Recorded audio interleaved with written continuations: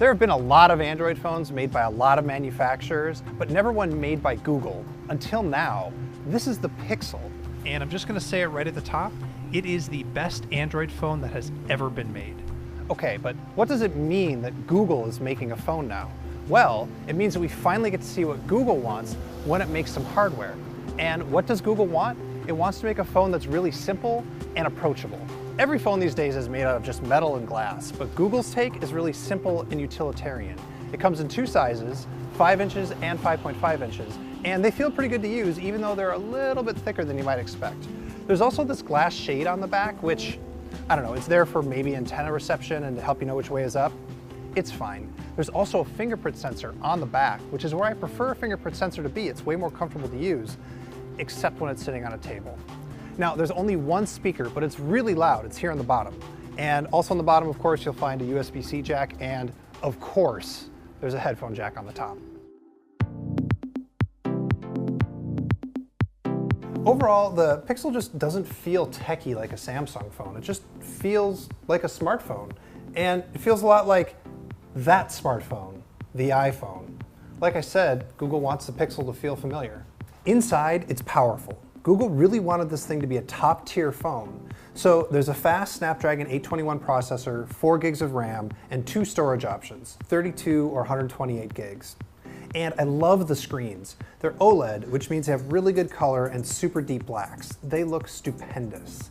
And the Pixels are faster and way more responsive than any Android phone I've ever used. I also really like that the small one is just as powerful as the big one. Now, because Google can control both the hardware and the software, it can optimize a bunch of stuff, like battery life. The battery life is stupendous. I'm getting about 2 hours more on the Pixel than I ever got on an iPhone or a Nexus phone. But you pay for all that power and design. It starts at $649 for the small one, and it goes all the way up to $869 for the Pixel XL with 128 gigs. But my main takeaway for this is that it is a top-tier phone. But it's not like some precious piece of jewelry. It's a phone, and you're meant to use it, so Google made it feel normal. Really, my only problem with the hardware is that it's not waterproof. The other super important reason that Google had for wanting to make its own phone was being able to fully control the integration between the hardware and the software. And there's no more important piece of software on this phone than the Google Assistant. The idea is simple. Like Siri on the iPhone, you hold your finger down on the home button and you start talking. And it looks like a chat interface because Google wants it to be a conversation. You can ask it all the usual stuff, weather, you can send text, you can make appointments, and so on. But it's smarter about follow-up questions. It remembers what you're talking about. When do the Vikings play next? The Minnesota Vikings will play the Philadelphia Eagles on October 23rd at 1 p.m. Who is their quarterback?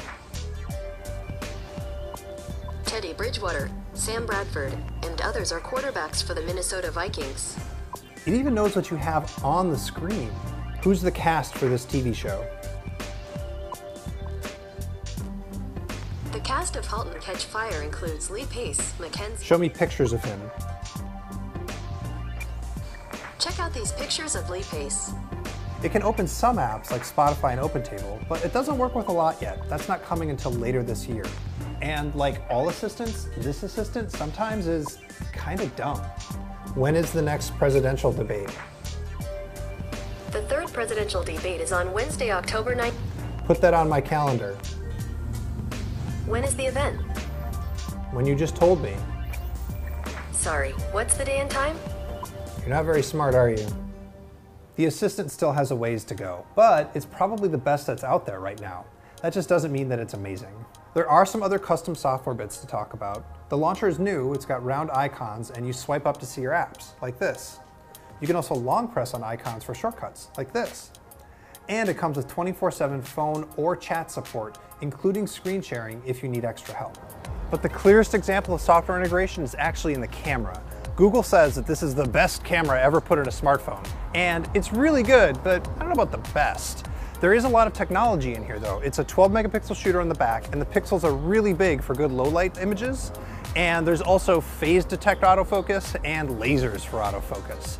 The one thing it doesn't have is optical image stabilization, which for people like me with really shaky hands is kind of a bummer. But the proof is in the pictures, and I gotta say, I'm pretty impressed. First of all, this camera is really fast. It shoots in HDR auto mode by default, and usually that slows the camera down on Android, but here it's fine. And the pictures that come out are pretty good. They're ready to post. They're not quite as true to life as the iPhone 7, but you know what? Maybe that's okay. At this point, it's more about your photographic preferences than it is about any one camera being the best. This camera is in the same ballpark as the Galaxy S7 and the iPhone 7, and that's really impressive. Oh, and one more thing. The video camera has electronic stabilization because it's tied to the gyroscope. So if I'm shooting a video and I'm kind of shaky, the end result still is pretty stable. But maybe the best part is that everything that you shoot on the Pixel gets stored in the cloud for free at full resolution forever. Okay, so this is what it means that Google is finally making its first ever phone. Good hardware, a pretty smart assistant, and a really good camera. It means that this is the best Android phone that you can buy, period. But what it really means is that Google is getting in the ring. They're ready to fight. Hell, this thing is going to be sold in Verizon stores, and they're going to market the hell out of it. We've never seen Google take on Apple this directly before, and they're going toe-to-toe. Google will tell you that this is going to be a really long fight, and it's only the first round, and they're right. There's no knockout punch here, but not on either side. The Pixel goes head-to-head with the iPhone and doesn't fall down, and for a first try, that's really exciting. Now, because Google can, Google, now because Google, can I call it Google?